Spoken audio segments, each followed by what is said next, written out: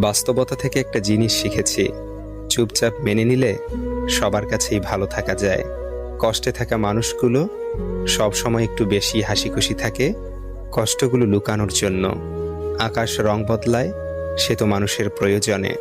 মানুষ রং বদলায় নিজের স্বার্থের কারণে।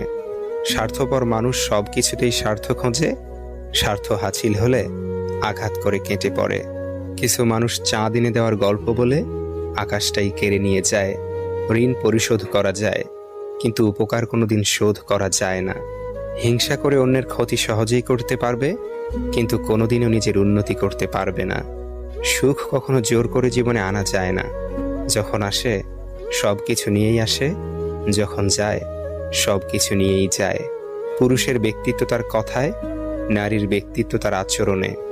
বৃষ্টি না আসলে বোঝা যায় না ছাতার কোথায় ছিদ্র আছে, তেমনি খারাপ সময় না আসলে বোঝা যায় না কার মনে কি আছে। শেখার মধ্যেও পার্থক্য একটা আছে।